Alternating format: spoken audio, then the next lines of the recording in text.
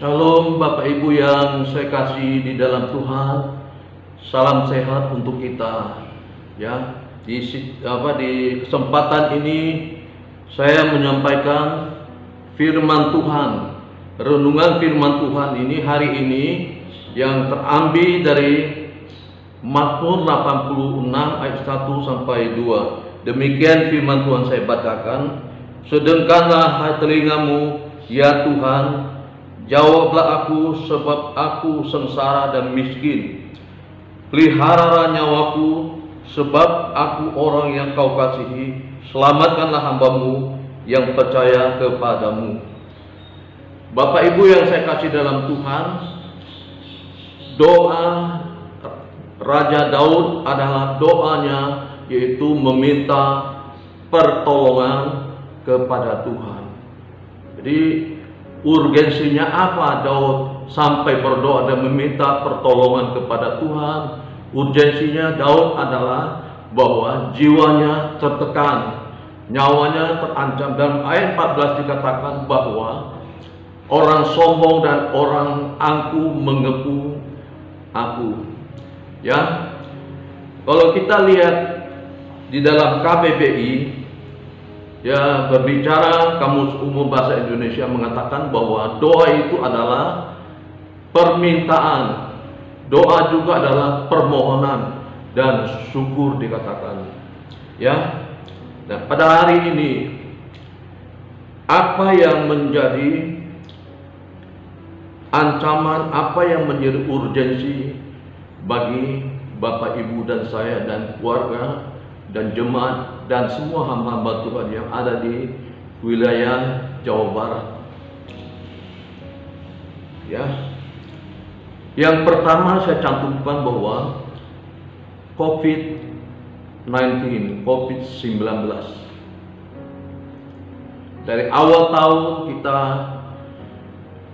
tanggal 3 Maret 2020 itu pemerintah Indonesia mengumumkan terjadi pandemi COVID-19. Itu dimulai dari 2 orang di Depok. Pada hari ini sudah 1.900.000 lebih, sudah hampir mencapai 2 juta orang yang termasuk yang masih hidup dan yang sudah meninggal. Ya, itu pertama. Anak saya belum lama ini terpapar COVID-19 di Medan. Dia menghadiri satu acara, kemudian ada diantaranya terpapar, kemudian dia juga ikut di situ dan ikut tes, diharuskan tes ya di rumah sakit khusus. Ternyata setelah dia tes itu keluar hasilnya adalah positif. Saya coba bertanya kepada dia, kamu merasakan sesuatu nggak di badan kamu, misalkan mual-mual, pusing, sakit kepala, demam? Enggak Pak, katanya. Enggak, saya nggak merasa ada apa-apa. Biasa saya aja gitu. Itu seperti itu. Ya, urgensi kita pada hari ini. Bisa orang yang kita temui itu sehat-sehat saja, tapi di dalam tubuhnya sudah ada virus coronanya. Itu kemungkinan kalau kita melakukan kontak erat dan kita juga akan terpapar.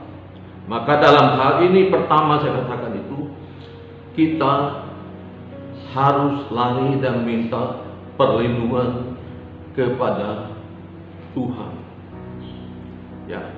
Dan yang kedua adalah waktu kita mau tidur, di situ juga harus kita minta perlindungan Tuhan. Kenapa? Pada waktu kita tidur, kita berada dalam alam, kita tidak sadar. Di tempat kami pernah terjadi tengah malam terjadi padam listriknya. Ya, saya turun, saya cari tahu di tetangga kanan kiri depan semua listriknya nyala. Kenapa ini tempat ini padam listriknya dan tidak nyala?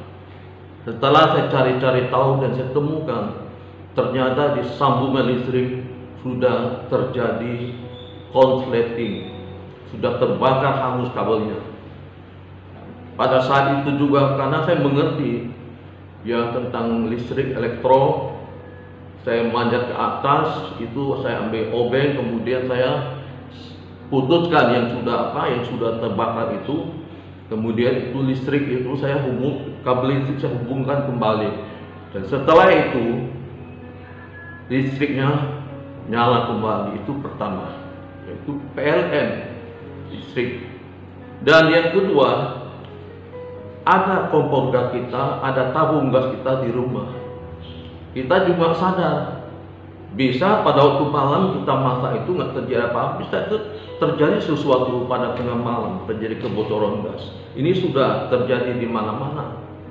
Di sini juga kita minta perlindungan Tuhan. Dan yang ketiga adalah bencana alam yang kita tidak sadar bisa terjadi, dan maling. Saya dalam kesempatan diingatkan kita kembali untuk berdoa dan minta perlindungan Tuhan. Besoknya setelah kita beraktivitas, meminta perlindungan Tuhan sepanjang hari itu.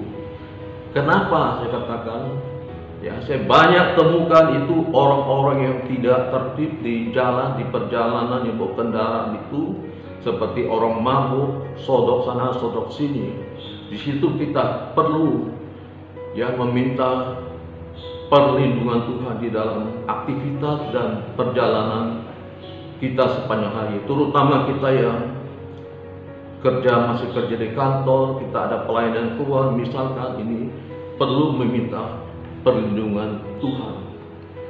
Bapak Ibu yang saya kasih dalam Tuhan Yesus Kristus, kalau saya bertanya apa yang perlu kita dilindungi, saya katakan semua aspek kehidupan kita perlu perlindungan Tuhan, yang terutama yang di luar kendali kita. Perlu ada intervensi Tuhan pada hari itu dalam kegiatan, dalam aktivitas kita, supaya Tuhan melindungi. Caranya adalah, nggak usah saya ajarkan lagi, dengan senantiasa berdoa untuk apa yang saya sudah katakan hari ini, meminta penyertaan dan perlindungan Tuhan. Kalau kita meminta penyertaan Tuhan dan perlindungan Tuhan, kita dilindungi. Roh Kudus selalu menjadi pengingat untuk kita. Pernah waktu belum lama, saya antar anak saya ke rumah sakit Daniel, mau ke rumah sakit, mau berobat di sakit giginya di RSUD Bekasi. Sampai di tengah jalan sudah hampir dekat itu rumah sakit. Setelah di situ dia kasih tahu sama saya, Pak, buset, itu berkasnya ketinggalan di rumah Pak, begitu. Bisa nggak balik lagi? Saya bilang bisa, kita balik lagi. Tapi di sepanjang jalan saya balik lagi ke rumah saya berpikir sebenarnya apa yang sedang Tuhan bicarakan kepada saya. Saya balik juga kan, ambil berkas, serta berkasnya itu, balik ke rumah sakit. Ternyata setelah sampai di rumah sakit, kami menuju ke Poligi di lantai 2 RSUD. Jawaban petugas di situ mengatakan bahwa dokternya hari ini libur Pak, hari Senin aja minggu depan ada dia. Nah, ini dia. Kita perlu peka dalam hal ini dengan Roh Kudus. Demikian firman Tuhan yang saya sampaikan hari ini, Bapak Ibu. Tuhan memberkati kita semuanya. Shalom.